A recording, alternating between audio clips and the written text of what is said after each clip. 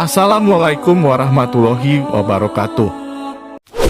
Dikisahkan suatu ketika, Khalifah Umar bin Khattab sedang duduk di bawah pohon kurma dekat Masjid Nabawi. Di sekelilingnya para sahabat sedang asik mendiskusikan sesuatu. Tiba-tiba datanglah 3 orang pemuda. 2 pemuda memegangi seorang pemuda lusuh yang dihimpit oleh mereka. Ketika sudah berhadapan dengan Sayyidina Umar, kedua pemuda yang ternyata kakak beradik itu berkata, "Tegakkanlah keadilan untuk kami wahai Amirul Mukminin. Kisahlah pembunuh ayah kami sebagai hukuman atas kejahatan pemuda ini." Apa yang dilakukan Sayyidina Umar setelah mendengar keluhan kaumnya itu? Simak video ini agar tidak sesat. Sayyidina Umar segera bangkit dan berkata, "Bertakwalah kepada Allah. Benarkah engkau membunuh ayah mereka, wahai anak muda?" tanya Umar. Pemuda lusuh itu menunduk kecewa dan berkata, "Benar, wahai Amirul Mukminin, ceritakanlah kepada kami kejadiannya," ujar Umar. Pemuda lusuh itu kemudian memulai ceritanya. "Aku datang dari pedalaman yang jauh. Kaumku mempercayakan aku untuk suatu urusan muamalah untuk kuselesaikan di kota ini. Sesampainya aku di kota ini, kuikat untaku pada sebuah pohon kurma lalu kutinggalkan untaku itu. Begitu kembali, aku sangat terkejut melihat seorang laki-laki tua sedang menyembelih untaku. Rupanya untaku terlepas dan merusak kebun yang menjadi milik laki-laki tua itu. Sungguh, aku sangat marah. Segera kucabut pedangku dan kubunuh lelaki tua tadi. Ternyata dia adalah ayah dari kedua pemuda ini. Wahai Amirul Mukminin, kau telah mendengar ceritanya. Kami bisa mendatangkan saksi untuk itu," tukas pemuda yang ayahnya terbunuh. "Tegakkanlah hukuman Allah atasnya." "Hukuman yang lain," ujarnya. Sayyidina Umar tertegun dan bimbang mendengar cerita si pemuda lusuh tersebut. "Sesungguhnya yang kalian tuntut ini pemuda soleh lagi baik budinya. Dia membunuh ayah kalian karena khilaf kemarahan sesaat," tegas Umar. "Izinkan aku meminta kalian berdua memaafkannya dan akulah yang akan membayarkan diat atau tebusan atas kematian ayahmu," lanjut Umar. "Maaf Amirul Mukminin," sergah kedua pemuda masih dengan mata marah menyala. "Kami sangat menyayangi ayah kami dan kami tidak akan ridho jika jiwa belum dibalas dengan jiwa."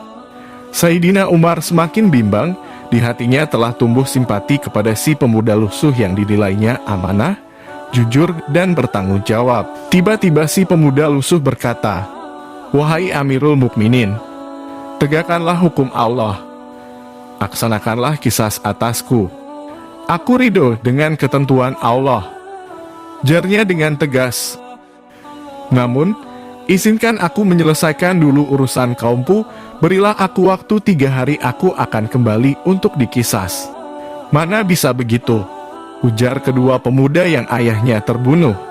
"Nak, tak punyakah kau kerabat atau kenalan untuk mengurus urusanmu?" tanya Umar kepada pemuda lusuh tersebut. "Sayangnya tidak ada, wahai Amirul Mukminin.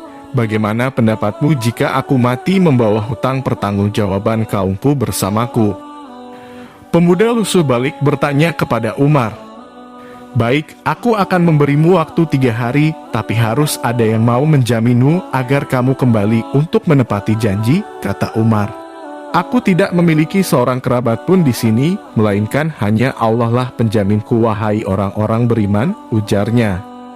Tiba-tiba dari belakang kerumunan terdengar suara lantang, "Jadikan aku penjaminnya, wahai Amirul Mukminin."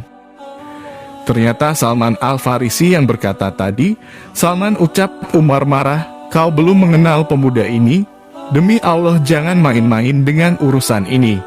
Perkenalanku dengannya sama dengan perkenalanmu dengannya ya Umar, dan aku mempercayainya sebagaimana engkau percaya padanya," jawab Salman tenang.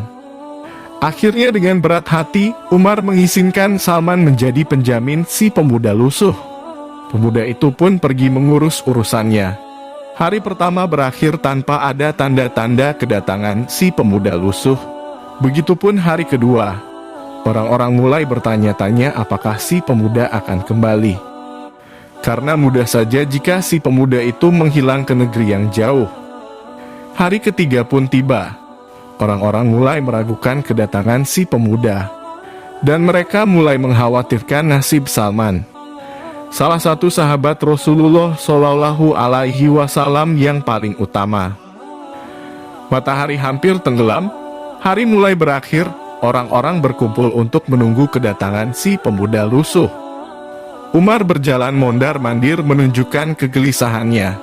Kedua pemuda yang menjadi penggugat kecewa karena keingkaran janji si pemuda lusuh.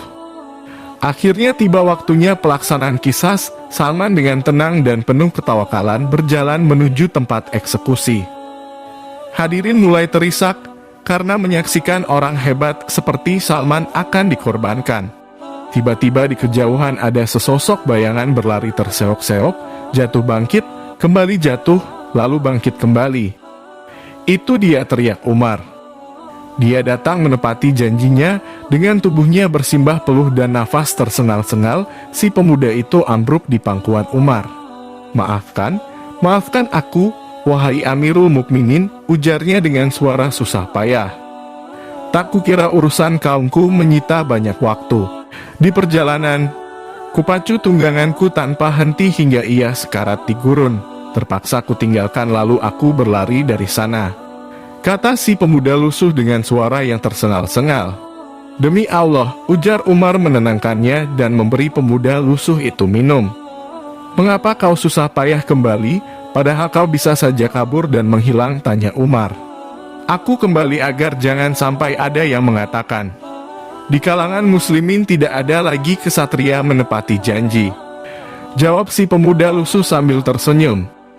Mata Umar berkaca-kaca sambil menahan haru. Lalu Sayyidina Umar bertanya, lalu kau Salman, mengapa mau-maunya kau menjamin orang yang baru saja kau kenal? Kemudian Salman menjawab, agar jangan sampai dikatakan di kalangan muslimin yang lain, tidak ada lagi rasa saling percaya dan mau menanggung beban saudaranya. Hadirin mulai banyak yang menahan tangis haru dengan kejadian itu.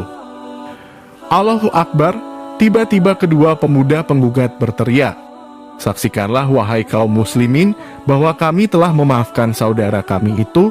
Semua orang tersentak kaget. Kalian, ujar Umar. Apa maksudnya ini? Mengapa kalian? Umar semakin haru. Kemudian dua pemuda menjawab dengan suara membahana, agar jangan sampai dikatakan, di kalangan muslimin yang lain tidak ada lagi orang yang mau memberi maaf dan sayang kepada saudaranya. Teriak hadirin, pecahlah tangis bahagia, haru dan sukacita atas semua orang yang menyaksikan kejadian tersebut. Begitulah sikap umat Islam yang sejati, saling cinta dalam ketaatan kepada Allah Subhanahu wa Ta'ala. Kisah ini menjadi kebanggaan dan teladan bagi kita generasi umat Islam setelahnya. Inilah umat Islam yang sebenarnya, di mana ukhuwah tertanam kuat, di mana seorang muslim menjadi bagian tak terpisahkan dalam kehidupan muslim lainnya, mencintai satu sama lain dalam keimanan dan ketaatan, bukan sebaliknya, saling menghina dan menghujat karena satu kelompok merasa paling benar dibandingkan kelompok lainnya. Tidak ada lagi yang mengamalkan perintah Allah Subhanahu wa Ta'ala agar saling menasihati dalam kesabaran dan kebenaran dengan nasihat yang baik dan bijak. Semoga Allah menetapkan hati kita untuk senantiasa bersatu dalam ukhuwah Islamiyah dengan rasa cinta dan hormat. Wallahualam bisawab. Sahabat petunjuk Islam, mari kita awali hari ini dengan sedekah kebaikan dengan cara like, komen, share, dan subscribe. Mudah-mudahan kajian ini bermanfaat. Wassalamualaikum warahmatullahi wabarakatuh.